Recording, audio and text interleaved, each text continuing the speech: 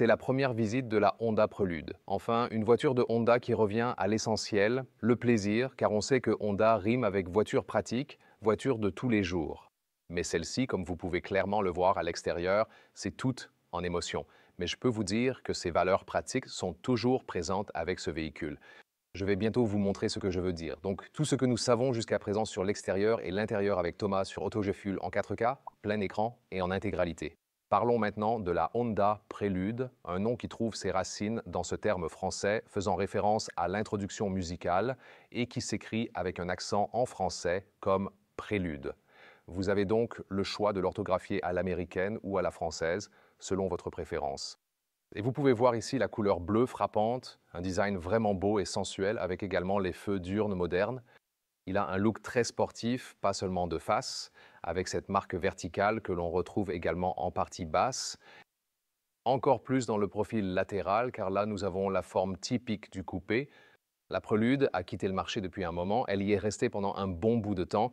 Ils ont finalement décidé de la ramener en partageant ses gènes avec la Honda Civic et plus précisément en s'inspirant directement de la Civic Type R. Donc elle reprend des éléments de châssis de la Type R, la suspension de la Type R et aussi les freins haute performance. Par exemple ici avec des étriers bleus qui s'accordent bien, pas à 100% avec la couleur extérieure un peu plus foncée.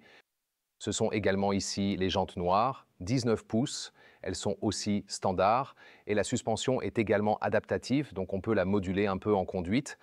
À l'arrière, c'est très centré à la hanche. Côté design, j'adore ça. Dites-moi dans les commentaires si vous aimez ça aussi. Et la bande lumineuse ici traverse toute la longueur. Encore une fois, cette marque verticale pour avoir la symétrie ici dans la partie inférieure. Vraiment un pur objet de design signé Honda. Je peux déjà vous le dire, pour l'instant, j'entrerai dans les détails très bientôt, vous verrez. Ici, c'est un peu comme un haillon arrière. Vous pourrez donc charger des objets très facilement et sans effort supplémentaire. Sous le capot, on trouve le moteur hybride 2 litres EHEV, 200 chevaux. On n'a pas encore le chiffre d'accélération, mais on essaiera de l'organiser pour vous dès que possible. On peut voir ici les câbles orange hybrides, etc. Par contre, il y a bien le système haute tension.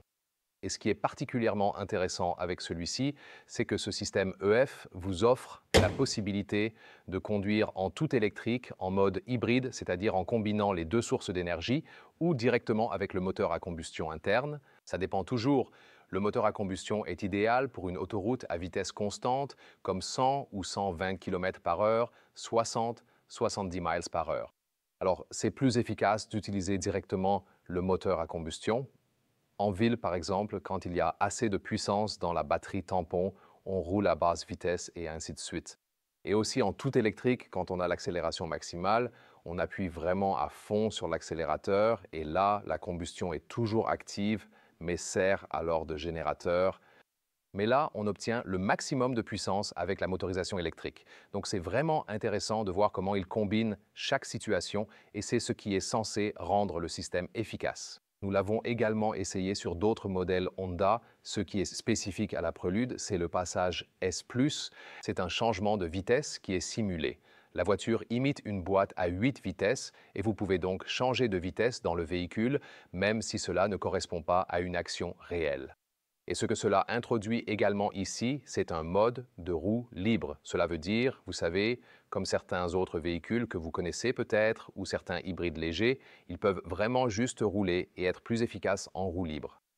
Je ne sais pas si vous partagez mon avis, parce que le design est toujours une question d'opinion, et parfois vous êtes d'accord avec moi, parfois non. Mais c'est tout à fait normal. Mais cette fois, je suis vraiment impressionné par le design et de manière positive. Je l'adore sous tous les angles, que ce soit de face, de côté ou de l'arrière. Et toi? Pour le coffre, comme je l'ai mentionné, il est vraiment pratique avec ce style fastback qui s'ouvre complètement. On peut le charger et le décharger comme un break. La valise se place parfaitement à la verticale, aucun problème. Ensuite, nous avons ici 1 mètre ou 40 pouces de largeur et puis la longueur standard. Elle se trouve probablement ici en bas. Ça fait environ 90 cm, 35 pouces et cette partie basse, on peut la soulever. Dans ce cas, il y a juste ici le kit d'urgence en dessous. Et on peut aussi tendre le bras, du moins si on a. De longs bras, et puis rabattre les sièges juste ici. Bien sûr, on est limité en hauteur. Si on prend peut-être cette hauteur ici, ça ferait environ 17 pouces, 45 cm. Mais ici, en longueur, jusqu'au siège en conduite, ça fait 1,55 m, 61 pouces. Alors oui, tu peux conduire de façon sportive, mais aussi avec un peu de bagage. Et j'ai une anecdote pour vous, et c'est intéressant comme concept. En fait, ils ont conçu la capacité de la zone de chargement de manière à ce qu'elle puisse accueillir 4 pneus de sport complets que tu peux facilement emporter pour un jour de piste, direction le circuit de course, puis les changer et les ramener ensuite pour tout faire avec ton propre véhicule sans avoir besoin d'une remorque ou d'un équipement similaire. Donc Léa pense que c'est vraiment pratique. Elle le ferait sans aucun souci, ouais. Ensuite, pour l'intérieur, une petite clé Honda et ses poignées de porte, elles viennent vers toi quand tu ouvres le véhicule, le bruit de fermeture des portes. Et très solide, comme ça, des bips à cause des feux allumés. Ensuite, ici, à l'intérieur, on retrouve du soft touch, ainsi qu'une structure bien intégrée. Ici, on trouve les appuis de coude rouge à l'intérieur des portes, levier de vitre classique, aussi des contrôles simples et faciles pour les rétroviseurs latéraux, j'aime. Le souligner souvent parce que ces contrôles deviennent de plus en plus compliqués sur certains véhicules. Donc je suis content quand c'est intuitif. À l'intérieur des portes, il n'y a vraiment aucune couverture du tout. Des fenêtres ici, vérifions. Pas de double isolation, mais elles ne sont pas trop fines. Pour l'intérieur, on y trouve des éléments civiques, mais il y a aussi quelque chose de spécifique. Ici, le volant un peu aplati en bas, du noir brillant utilisé ici, couture bleue contrastée, vrai bouton au volant avec un clic. Vous l'entendez ou pas? Ici, pour le volume, aussi du côté droit pour le régulateur de vitesse, j'adore ces grilles en maille ici. Design sportif, on le retrouve aussi bien sur la Civic que sur l'Accord, c'est vraiment typique. C'est vraiment sympa pour les aérateurs. Le tableau de bord est également un peu doux au toucher, c'est agréable. Un peu, je dirais. Ensuite, ces sièges sport spéciaux. Ils sont disponibles dans ce design ici, bleu et blanc. Si c'est trop fantaisiste, tu peux aussi les avoir en noir. C'est possible aussi. À l'extérieur ici, c'est du simili-cuir. Je n'ai pas encore les informations spécifiques sur les matériaux intérieurs, mais je peux essayer de les fournir dès que possible. Alors, asseyons-nous. Asseyez-vous, jeune Skywalker. Ma taille est de 189 cm. Il reste encore de la place pour la tête. Ces sièges sont sportifs, mais pas vraiment inconfortables, en fait. Ici, sur le siège du conducteur, c'est assez serré dans cette zone, et c'est tout à fait volontaire, car ils ont conçu un siège spécifique pour le conducteur et aussi pour, comme je le dis souvent, le passager, copilote, surtout en sportive, non? Siège passager et conducteur diffèrent un peu. On peut essayer d'échanger pour voir si je sens la différence, car le siège passager est un peu plus ouvert dans cette zone et celui du conducteur l'est moins. Mais je dirais, et si je demande à Léa, ça devrait être plus serré côté passager, non? Yeah, Parce que je I agree m'accroche au with volant, this. mais le passager, lui, ne le fait quasiment jamais. Tu vois ce que je veux dire? Je comprends bien l'idée derrière ça. C'est surtout un véhicule conçu pour le conducteur et peut-être pour l'emmener sur un circuit, mais c'est pas très clair, tu vois ce que je veux dire? Mais tu peux aussi comprendre l'argument de l'IA, non? Qu'elle devrait être un peu plus solidement maintenue sur le siège passager, tu vois? On le sait bientôt.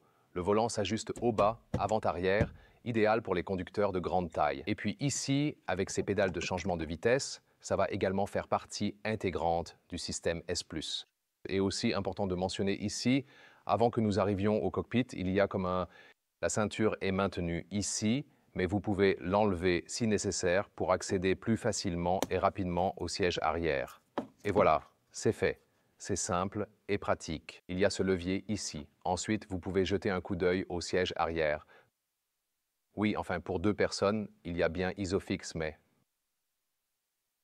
je pense que je n'ai même pas besoin de tester ça. Vous comprenez? Je veux dire, j'aimerais bien, mais je ne peux vraiment pas. Nous avons aucune place pour les jambes, donc c'est plutôt pour des bagages supplémentaires ou, par exemple, pour des enfants. A small doggo. Je veux dire, ce qu'on pourrait théoriquement essayer, c'est peut-être que Léa monte sur le siège passager et ensuite on peut vérifier si je peux m'asseoir derrière du côté passager. Alors, maintenant, le test. Ouais, c'est un peu plus ouvert dans cette zone, mais je dois dire que c'est toujours un siège qui te cloître un peu, tu vois ce que je veux dire? Mais effectivement un peu moins que le siège du conducteur. Donc oui, ça donne vraiment un peu plus l'impression de un peu plus ouvert, plus confortable, mais ça ne te tiendra pas aussi serré. Et oui, c'est ouvert à débat, un détail vraiment intéressant d'ailleurs. Ici, le numéro de cadre est juste en dessous. Regarde ça. Intéressant, tu ne trouves pas? C'est vraiment un point qui mérite d'être souligné. C'est ça?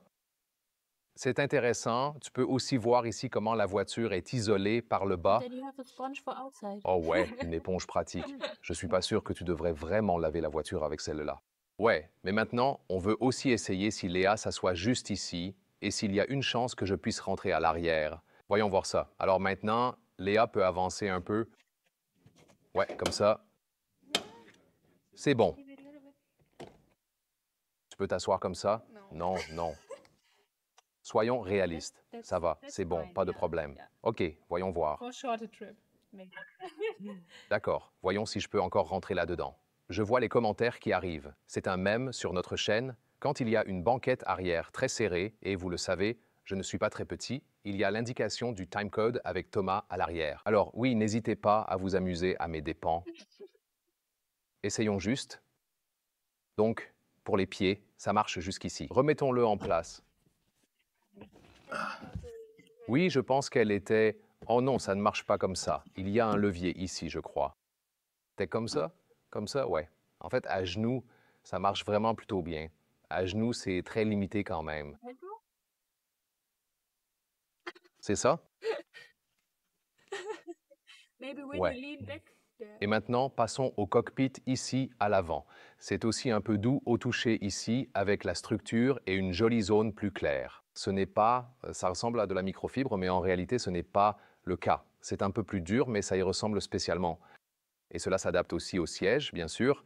Dans ce cas-ci ici, encore une fois, le design en mèche, c'est plutôt sympa. L'infodivertissement, ni trop grand ni petit. Apple CarPlay et Android Auto inclus. Vous avez encore quelques boutons physiques, par exemple ici pour le volume, et je suis content d'avoir une unité de climatisation physique ici aussi, et avec. Un clic sonore, c'est sympa, ici. Vous pouvez voir la température bouger juste à cet endroit. C'est juste ici.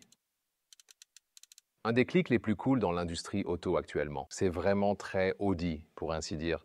Mais Audi veut aussi le ramener à nouveau. 2 ports USB-C, charge inductive devant, pas ventilé. Activation du système S+, pour l'émulation de changement de vitesse. Ensuite, vous avez aussi des modes de conduite, y compris un mode GT, et c'est là que vous sélectionnez les vitesses en appuyant sur le bouton.